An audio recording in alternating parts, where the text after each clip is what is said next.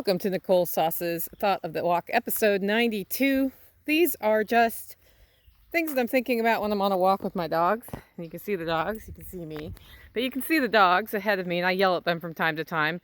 If you like these, just hit the subscribe button and the like button. This is something that we do often coordinate into a podcast. I am originally an audio podcaster. My podcast is Living Free in Tennessee. You can find it on any podcatcher or go to livingfreeintennessee.com and you can stream it there. Anyway, we always seem to catch a dog pooping, and we did again today. Here's what I'm thinking about today, though. When do you give up on somebody? When do you give up on somebody? Because it's hard for us to give up on people, and then we do, and then sometimes they change, right? I need to call my dog. Sissy, come, Chestnut. And if we give up on people and then they change, we feel guilty. But should we? Sometimes the very act of saying, you've gone over the line, this is the line, I can't handle working with you anymore or helping you anymore, whatever it is, that is the impetus for the person to finally change and take charge of their lives, right?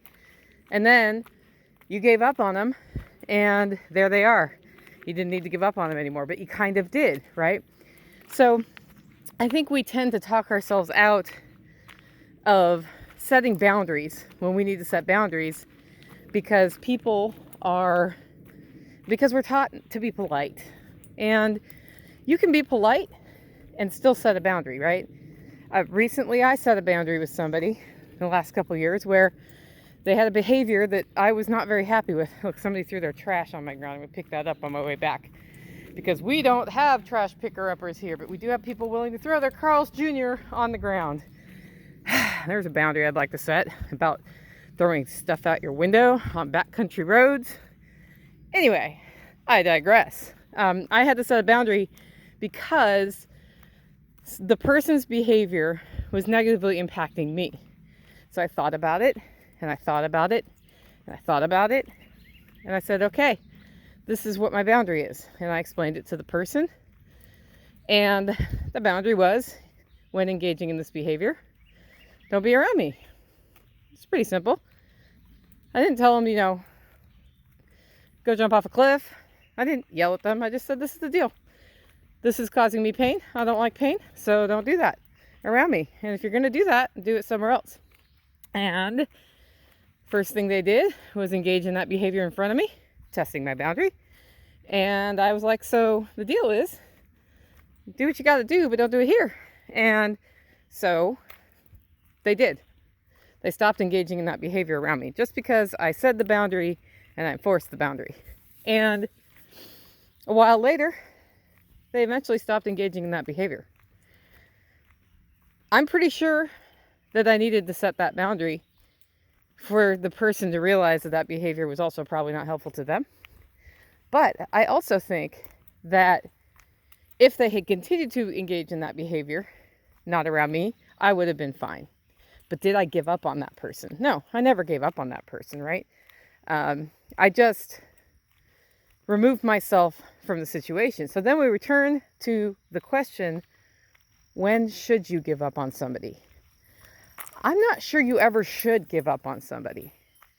I do think, though, that it is 100% valid to not expose yourself to emotional or physical pain that you can have caused from what other people's choices or lifestyles or behaviors are.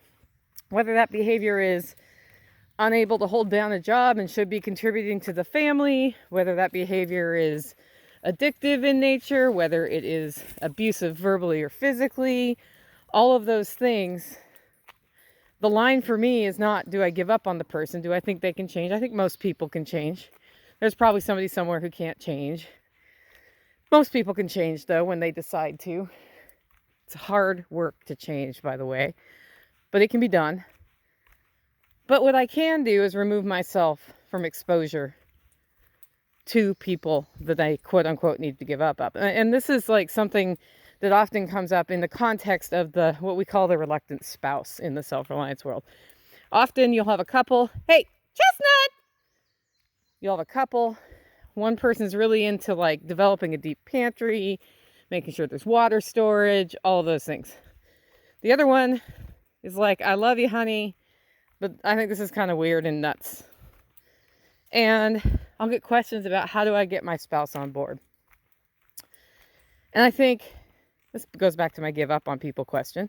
I think, well, do you need your spouse on board?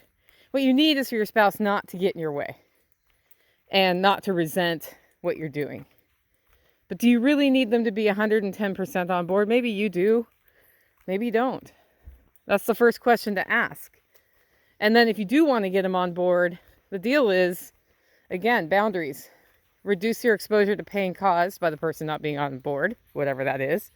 Off the road. Like, how many dang cars can come by? This is like the third time a car has come by this morning.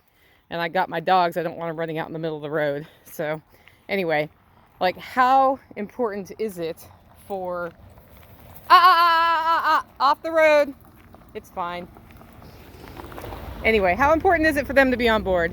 That's the first thing to answer. And I'm sorry I got a little sidetracked there because car, I'll see if we can edit that little spot out. The second thing is, how fast do you need them to be on board? Because they may be more on board than you think. Rather than explain your position, argue your position, make the logical case for your position, none of which really tends to work when you have disagreements with people.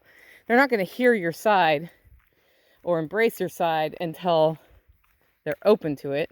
And if you're pushing, they're less likely to be open to it. Invite them in. Show them what a really good steak tastes like when you cook it from the freezer, didn't have to go to the store, defrosted the steak, had all the spices, cooked a delicious meal. Wasn't that great, honey? We didn't have to go to the store to buy the steak. It was just right here. That's because I've been, working, thinking about what we eat and having a little bit more of it on hand. So our lives are a little bit more convenient. Now, you're not going to lie if you are developing a deep pantry also because you think it's important to have 6 weeks, 6 months, 6 years of food on hand, whatever your number is. But I think there are other benefits to living this lifestyle that we tend to not talk about in the self-reliance world. And the biggest benefit is not, I can get through a crisis. That's a pretty big benefit. Like if we had a tornado here, we did have a tornado here in 2020, and it wiped out power. Hey, let's go home. It wiped out power, and we didn't have internet. We didn't have communications. Store POS systems did not work. They didn't know how to take cash for things. Like all of that happened. And it was that way 4 days. And we were fine. You know why we were fine? Because we have fuel stored. We are able to keep our freezers frozen. We had enough food on hand and other supplies. So we weren't really worried. We just stayed out of the way of everybody who needed help. And then what we were able to do is go out with our generator and help cool neighbors' freezers down. So they also didn't lose their food, right? They also were able to benefit from the fact we were prepared. That's awesome, right? That's a great benefit. But you know, the better benefit every day of your life, when you build the kind of self-reliance I'm talking about, which is being prepared for what's most likely to happen, the benefit every day is things are a little less frantic. There's a little less last minute. There are fewer trips just for one item to the store, which is a huge waste of time. And for that time, you know what you get? An extra cup of herbal tea or glass of wine with your spouse or your kids or your friends. A little extra time to read that book you've been wanting to read. A little extra time to work on that thing you wanted to build. A little extra time to be in the garden or be with your dogs. That's what happens. That's the benefit. And so we're going to go back to the original question. When should you give up on people? I don't think you should. I think you should put boundaries in place if people are hurting you. And I also think that we should stop putting so much pressure on ourselves to have everybody around us agree 100% for the same reasons that we want to do things, right? Whether that be self-reliance, whether that be saving money, which is self-reliance, but you know what I mean? Whether that be moving further out to the country, it doesn't matter why. It matters that. And if you have a reluctant spouse or reluctant partner, it doesn't matter why you're doing it. It doesn't matter that they agree to the why.